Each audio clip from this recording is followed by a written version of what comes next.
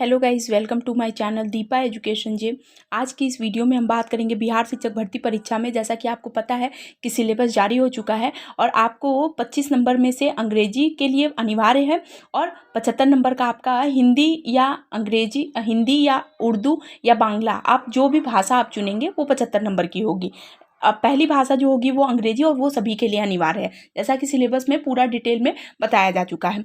तो आज की इस वीडियो में हम बात करेंगे बिहार शिक्षक भर्ती परीक्षा में कुछ जीएस और जीके के महत्वपूर्ण प्रश्नों पर, जो सेकंड पेपर में 100-150 नंबर का होगा। तो ध्यान रखिएगा, ये आपके एग्जाम के लिए बहुत ज़्यादा इम्पॉर्टेंट होता है, क्योंकि किसी भी एग्जाम में जीएस जीके का जो पोर्शन बना हुआ है, आपको पता है कि सेकंड भाषा का जो सेकंड पेपर जो होगा वो 150 नंबर का होगा और उसमें जीके जीएस के कुछ इंपॉर्टेंट क्वेश्चन आपकी परीक्षा में आएंगे। यानी इसका लगभग आधा % जो है वो जीएस और जीके को कवर करेगा। अब देखिए, आधा क्यों बोल रही हूँ, क्योंकि देखिए जो करंट अफेयर के क्वेश्चन आपके बन रहे हैं वो आपके जीएस जीके को ही मिला के यानी कोरिलेट करके बना दिए जा रहे हैं।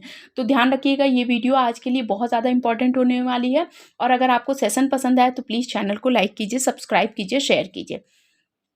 पहला क्वेश्चन है जो बिल्कुल बिहार जीएस स्पेशल से है, पटना युवक संघ की स्थापना हुई। तो देखिए, पटना युवक संघ की स्थापना हुई थी 1927 में और श्री मणिन्द्र सान्याल द्वारा इसकी स्थापना की गई थी। पटना युवक संघ की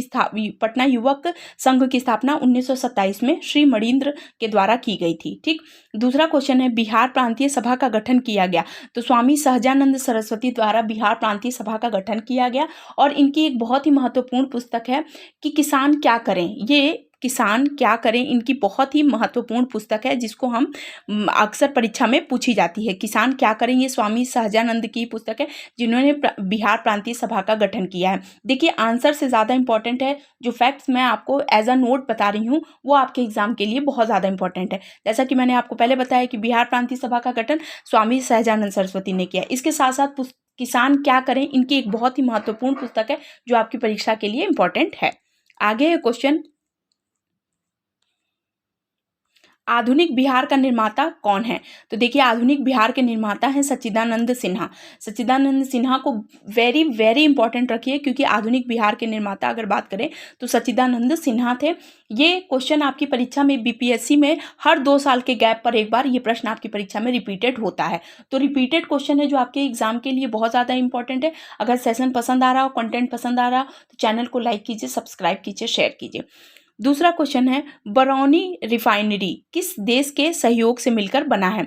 तो देखिए, रूस देश के सहयोग से बना है बरौनी रिफाइनरी बिहार में है। ध्यान रखिएगा, ये बहुत ज़्यादा इंपॉर्टेंट है। इसके अलावा जो लौह इस्पात संयंत्र की स्थापना की गई है, जैसे में भिलाई का नाम बहुत ज़्यादा इंपॉर्टेंट है, ये भी बहुत ज़्यादा इंपॉर्टेंट है। भिलाई इस्पात संयंत्र था।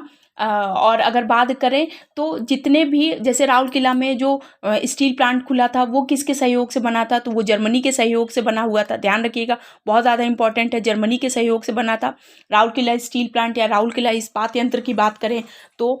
और भिलाई की बात करें तो ये भी रूस के सहयोग से बना था। भिलाई भी जो है वो रूस के सहयोग से बना था और बरौनी रिफाइनरी भी जो है बिहार में स्थित है और जो है ये भी रूस देश के सहयोग से मिलकर बना है। ध्यान रखिएगा, बहुत ज़्यादा इंपॉर्टेंट हो जाता है। आगे है क्वेश्चन, भारतीय राष्ट्रीय कांग्रेस के गया अधिवेशन के अध्यक्ष कौन थे। तो CR दास जो थे भारतीय राष्ट्रीय कांग्रेस के गया अधिवेशन के अध्यक्ष थे। ध्यान रखिएगा, बहुत इंपॉर्टेंट है। इसके अलावा चित्तरंजन दास जो है भारतीय राष्ट्रीय कांग्रेस में इनकी एक बहुत ही अहम भूमिका रही है। और गया अधिवेशन की बात करें, और आपको पता है कि बिहार का जो गया जिला है वो सबसे ठंडा जिला है और इसी गया अधिवेशन की अध्यक्षता CR दास ने की थी।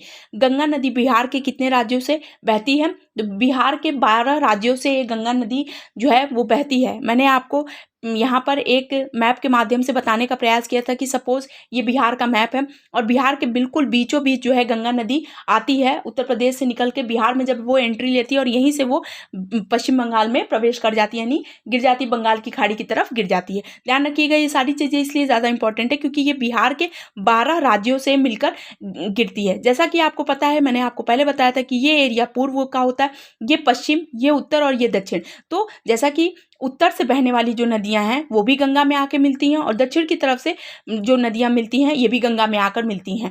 तो गंगा नदी का अगर कुल लंबाई पूछे तो 2525 किलोमीटर गंगा की कुल लंबाई है, और 12 राज्यों से, ये बिहार के 12 राज्यों से होकर गुजरती हैं। ये भी बहुत ज़्यादा इंपॉर्टेंट हो जाता है। आगे है क्वेश्चन, बिहार में प्रमंडल की संख्या कितनी है? तो देखिए बिहार में प्रमंडलों की संख्या हो गई है 9, और अगर अनुमंडलों की संख्या पूछे तो 101। देखिए मैं नोट जो बता रही हूँ वो बहुत ज़्यादा इंपॉर्टेंट हो जाता है। तो बिहार में अगर अनुमंडलों की संख्या पूछे तो आप बताएंगे कि 101 अनुमंडल है, और प्रमंडल कितने हैं? 9 है। बिहार में प्रमंडल की संख्या कितनी है? 9। दूसरा क्वेश्चन है, मदरलैंड को किसने प्रकाशित किया? तो मदरलैंड को मजरूल हक ने प्रकाशित किया था।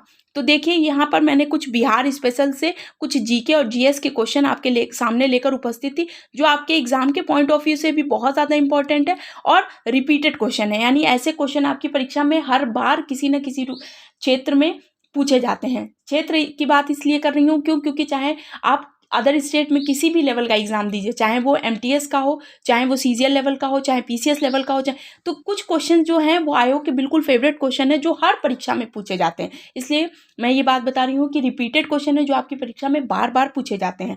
तो आई होप आपके लिए वीडियो बहुत ज़्यादा यूजफुल होगा, और अगर आप चैनल को लाइक कर लेंगे, सब्सक्राइब कर लेंगे, तो आने वाली नोटिफिकेशन भी आपको मिलती चलेगी। तो इससे जीएस जीके से रिलेटेड और भी वीडियो आपके सामने लेकर उपस्थित होंगी। क्वेश्चन का बहुत ज़्यादा कलेक्शन कर लेना या वीडियो को बहुत ज़्यादा लंबा करने का उद्देश्य नहीं है, सिर्फ ये है कि आपके 8 क्वेश्चन भी तैयार हों, तो 8 के साथ आपके 12 से 13 क्वेश्चन ऐसे तैयार हों जो आपको याद हो जाएं। तो देखिए आई होप आपके लिए वीडियो बहुत ज़्यादा यूजफुल होगी। तो जो भी व्यूअर्स इस चैनल पर नए हैं, प्लीज़ मेरे चैनल को लाइक कीजिए, सब्सक्राइब कीजिए, शेयर कीजिए। Thank you so much.